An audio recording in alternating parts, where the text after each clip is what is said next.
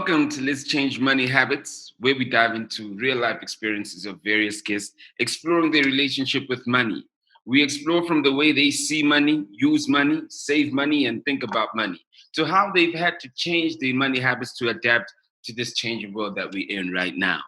There's great power in talking about money, and through these discussions, we want to learn how we can start creating good money habits that'll help us to become more financially stable and prosperous.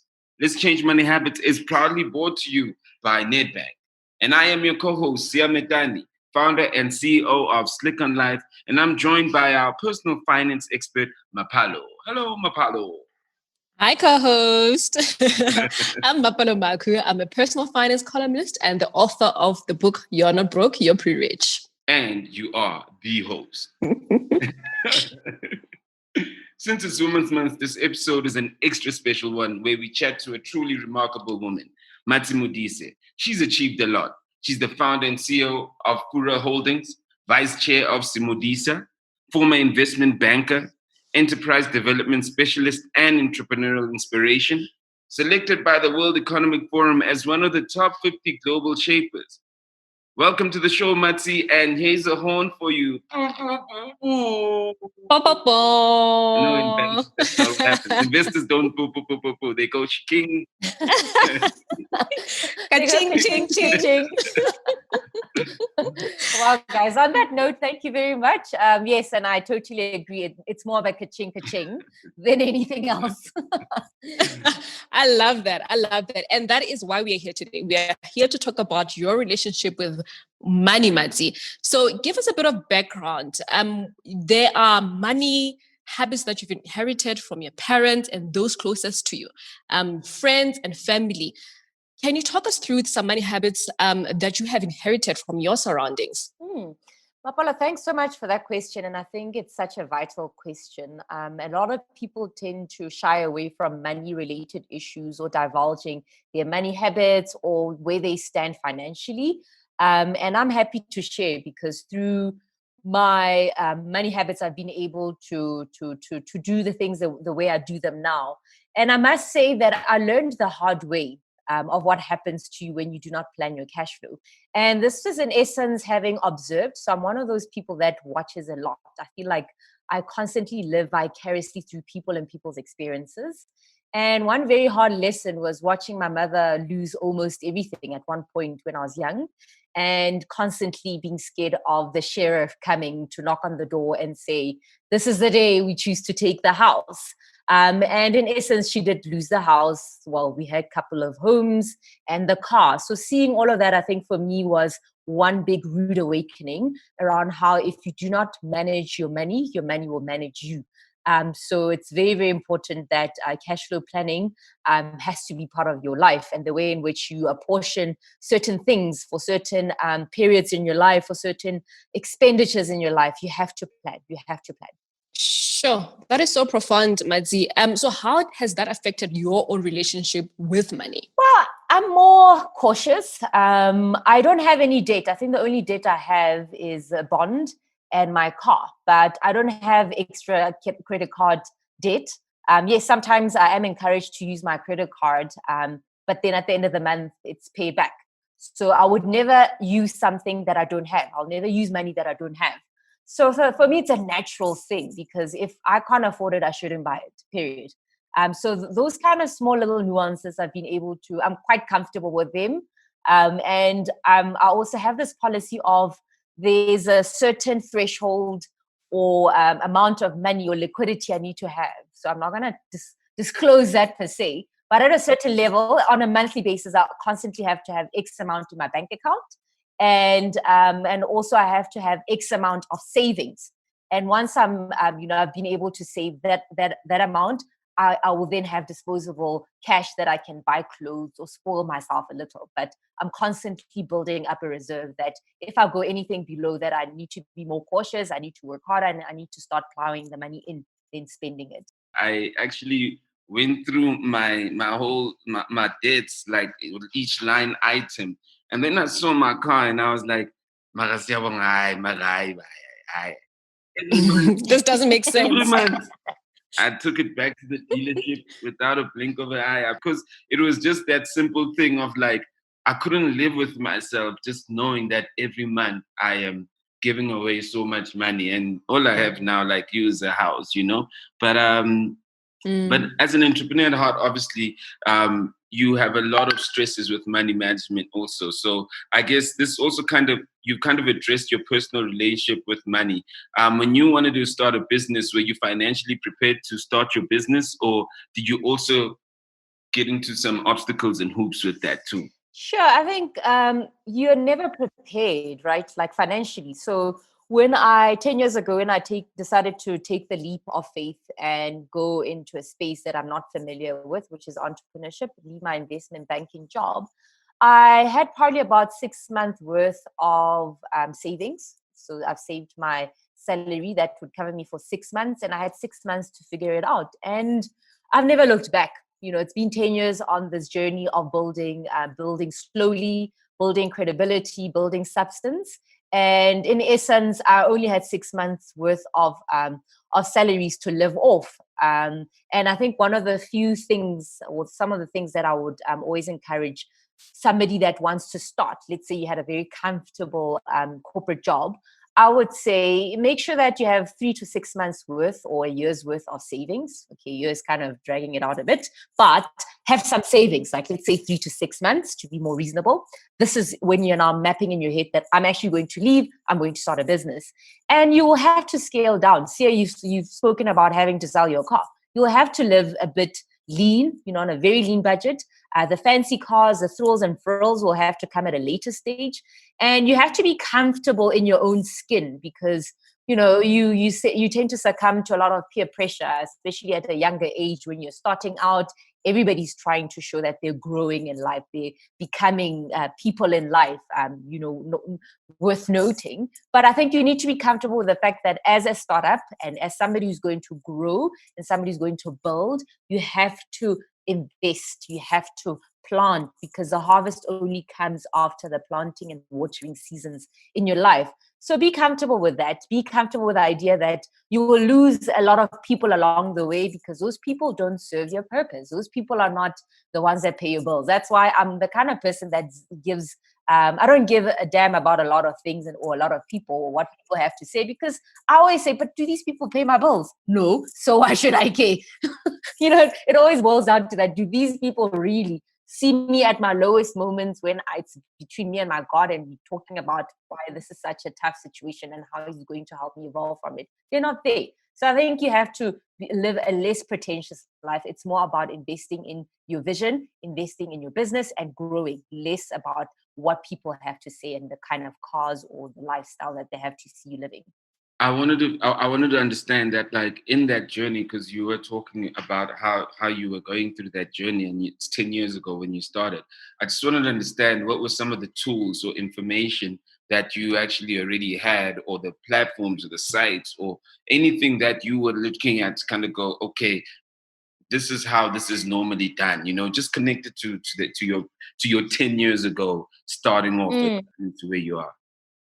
I think also just to go back to my upbringing and the lessons learned, some of the tools or those messages that stick in my mind is my grandmother teaching me about working hard as a woman to provide for my family. So, you know, a man is not an investment in a sense of, you know, they're not your retirement plan. You as a woman need to be able to provide. And small things such as she would always share stories around how every day she had 6 children. She would bake scones in the morning and she would give her 6 children scones to go sell in the streets or at school, because that's what's going to provide and buy the sishebo for dinner at night.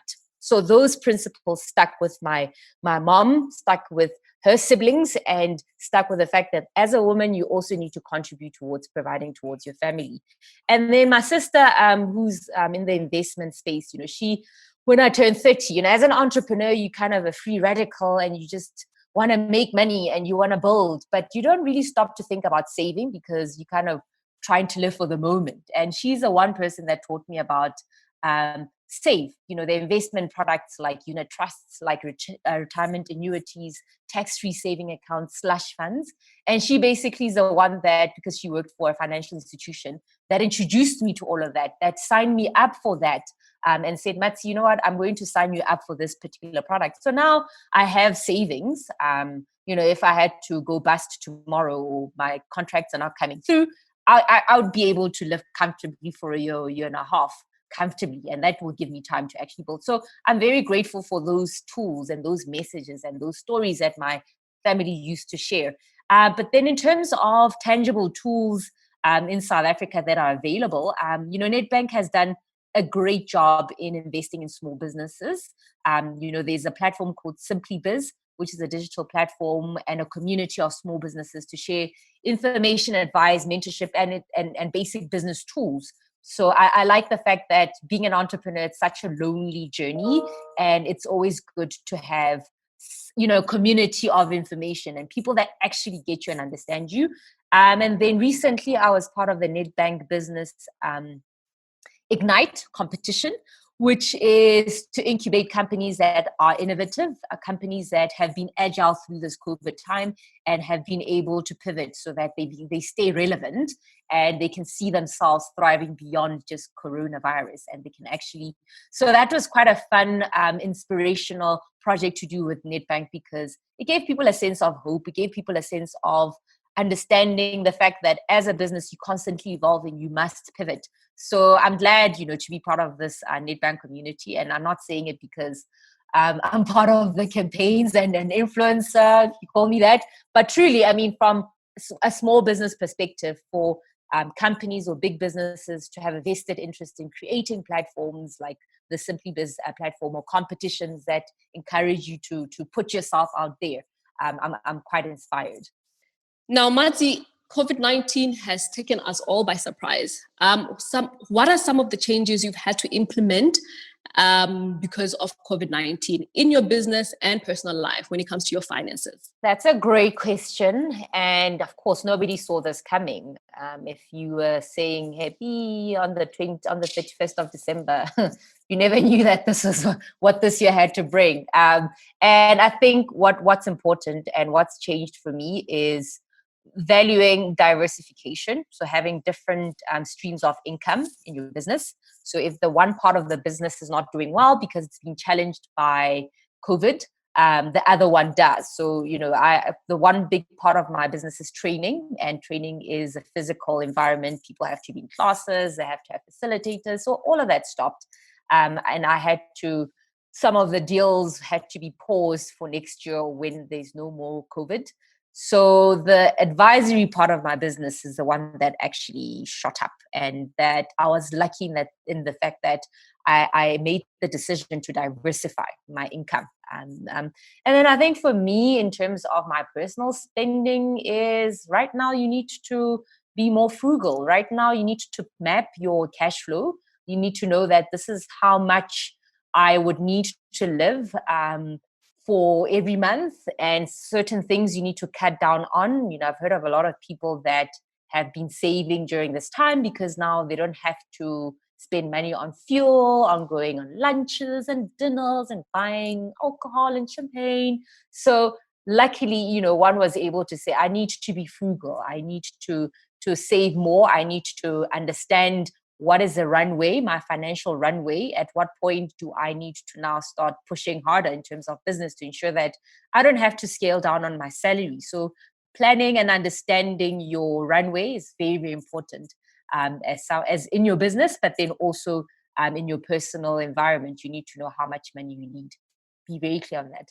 Now, Matsi, we've spoken about the tools that are available on Nedbank and for entrepreneurs. Now, let's get back to your relationship with money.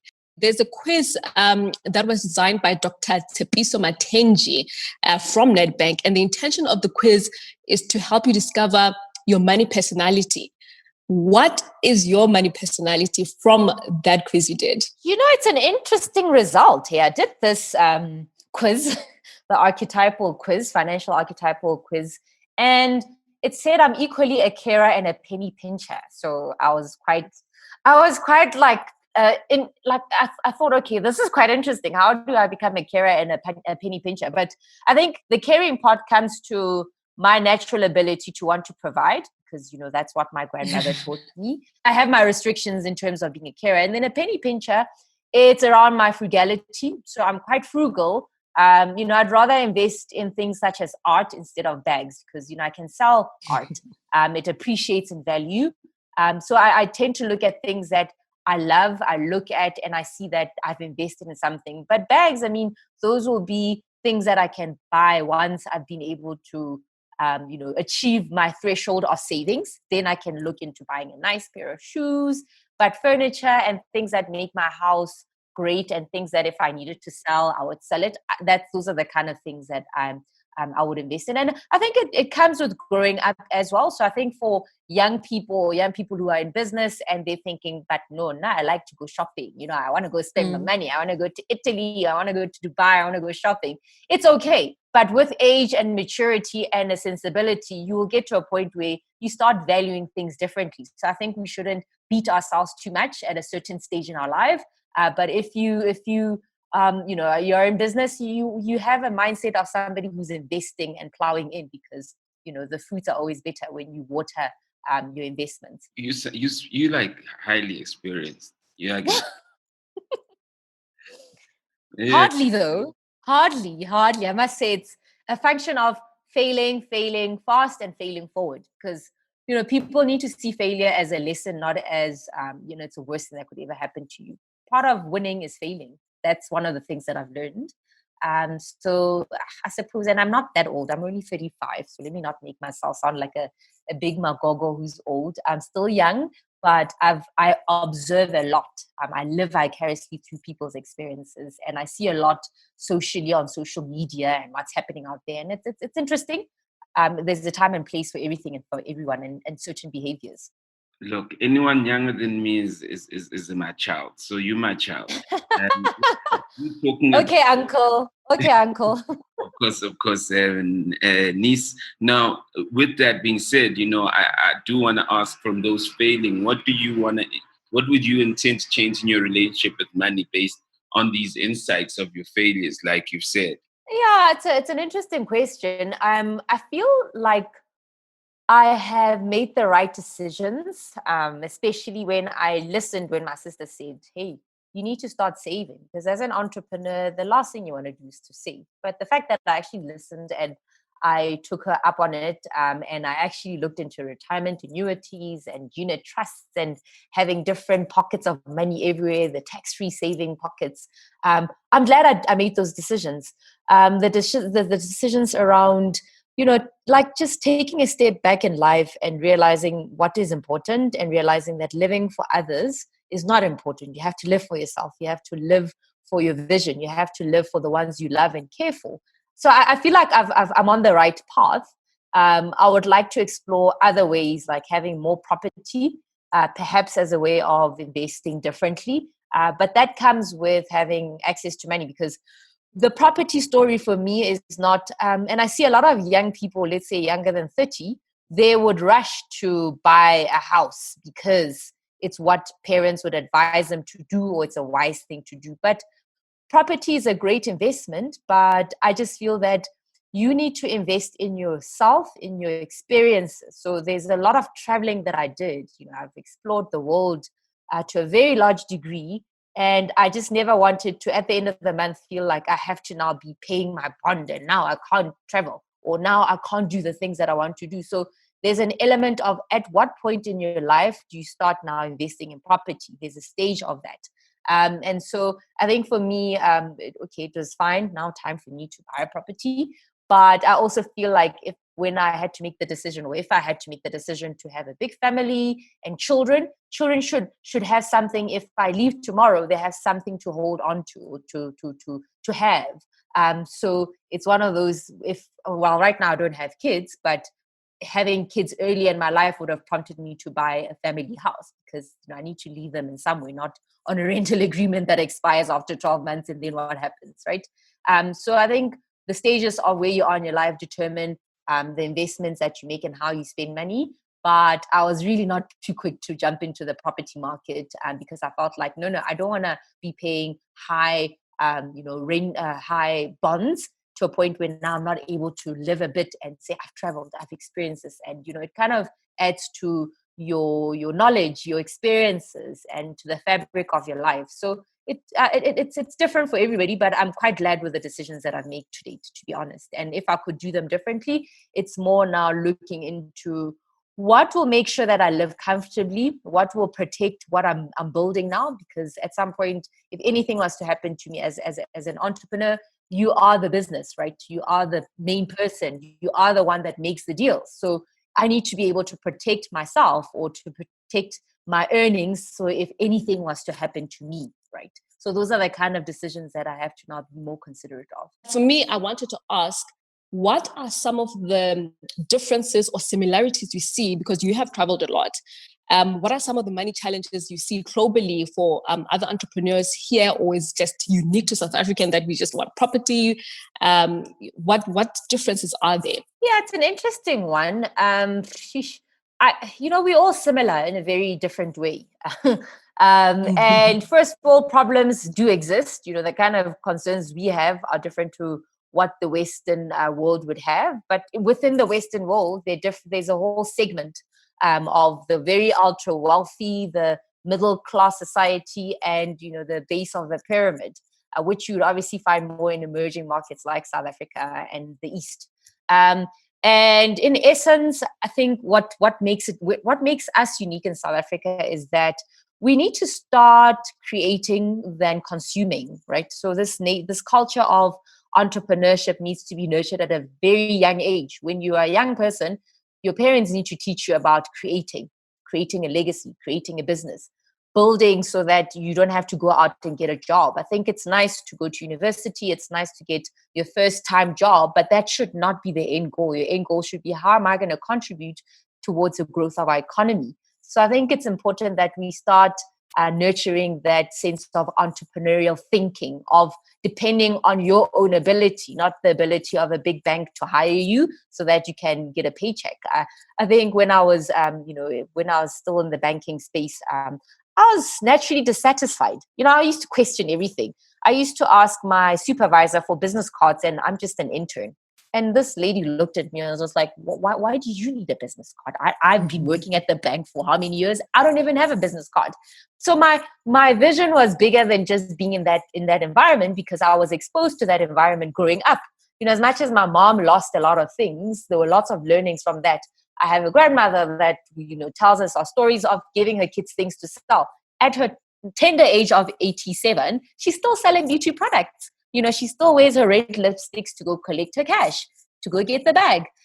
So I just feel like as a country, we could be more entrepreneurial, because you go to countries like Nigeria, you go to cities like Lagos, and they sell you everything that you could possibly need, to a point where they sell like pets. Like there was this fluffy little cute dog that they were selling in the corner of the street in case you need a pet.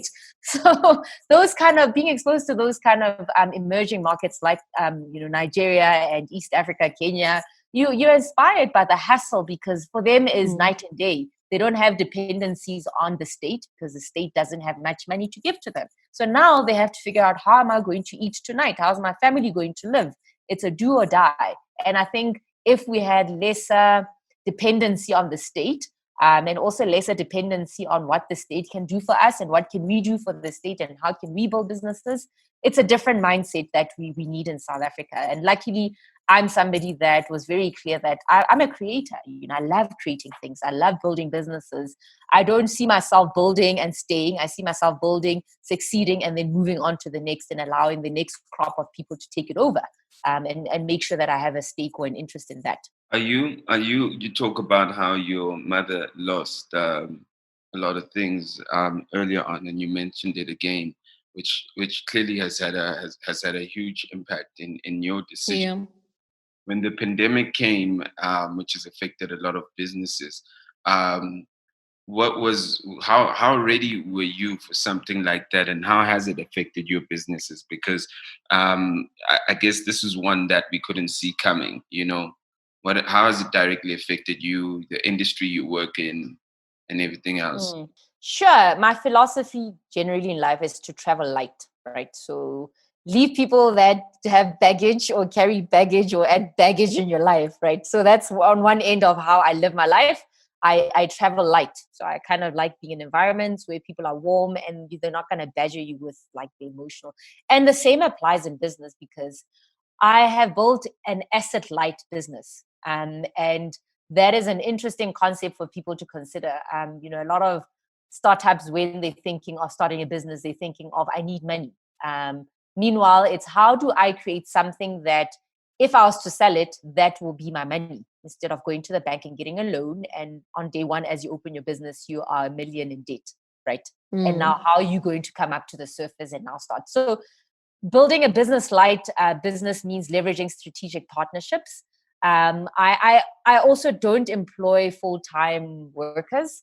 I outsourced a lot of part-time workers, or people that are not there, because when when COVID hit, I only had me and let's say 2 other staff members that I had to look after, because I have to make sure that I can cover my own salary, I can cover their salaries, and everything else it's outsourced. Even my the guy that's responsible for operations in my business, he's outsourced. He charges me by the hour, and if I don't necessarily have the money, I will have to do the things myself. But he's not on a 12-month, 18-month, or a long-term contract. I can actually say, Dave, right now, let me do this. Let me look at this contract myself, because I don't have the money to be able to pay you, or we have to reduce the hours. So I started off with those kind of very flexible contracts. We don't have an office rental where we signed up for 12 to 18 months. The minute COVID hit, we're able to say, well, this is the last month that we paid for. Next month, we're not coming. And we obviously need to play it by ear and see how things go. So having a month-to-month rental. So that's kind of building an asset-light business where you're not drenched in heavy overhead costs. And also, I believe in other people's time, other people's money. So I take advantage of enterprise and supply development opportunities. Big businesses that are aligned to your industry are constantly looking for small Black-owned businesses to empower, to give them grants, to give them interest-free loans. So you need to be creative around where you can go get money, instead of going to the bank with your first idea, because that's how you shoot yourself in the foot, to be honest. I really I like your asset light thing. And I feel that if I was in my youth, back in the day, even if I was getting in relationships, maybe willing to light, so if we get into relationships, you know what I mean? So it's a nice theory, asset light, I think I don't know if we have if Mapalo, you'd like to ask any questions, but we are running short of time right now. And yeah. Okay, so for me, the last question would be, Sia, Matsi, is what can female entrepreneurs, especially here in South Africa, learn? I know you've spoken about so many lessons, but what is the biggest lesson, especially when it comes to personal finance, their own finances and their business finances, that you would say, you know what, these are the 2 lessons I would want anyone starting a business today to take into consideration? Well, in terms of a female entrepreneur, especially in the global perspective or global sense, is that the world is your oyster. They are waiting for you. Don't play small. They want you to win.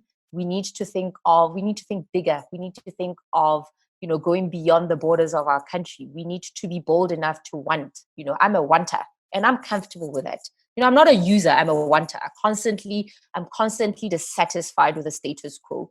I constantly feel that we need more women that are great examples of global entrepreneurs that are taking advantage of global value chains, because we can, right? Nothing is stopping you except for your own limitations, your own small thinking. So as females, I think you just need to go for the bag and just say, the world is your oyster and people are waiting for you. We need to celebrate more women that are just going there and playing on the global stage. And I think for me, the one thing that I've always wanted is just to play global. Like, why should I just be in South Africa? I think sometimes I feel like South Africa is too small for what I want to achieve. And we'll see how far it goes. I think in everybody's journey, there's a timing. There's a time you're born, there's a time you die, there's a time you make the million, or the time you make the billion, or there's the time you don't make the million and billion. But the fact that you think about it, the fact that you're passionate about it, the fact that you own it and you want it, it's very, very important, because everything starts inside. Everything starts with you understanding and believing that you are chosen for this and you can do it. No one can tell you anything about that.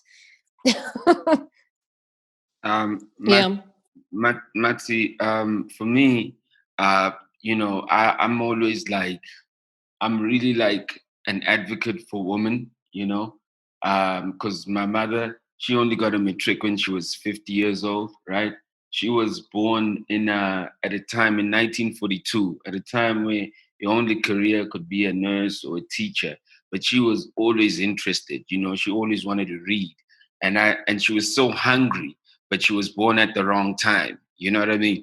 So I've always got this soft spot for women who literally like just go out there, for women who even lead me and teach me and show me things. And I just want to give you a big, I'm like, I know I gave you a horn. I'm throwing the horn now. And I'm really giving you a chicken for being a founder, for being vice chair, former investment banker, enterprise development specialist, be selected by World Economic Forum.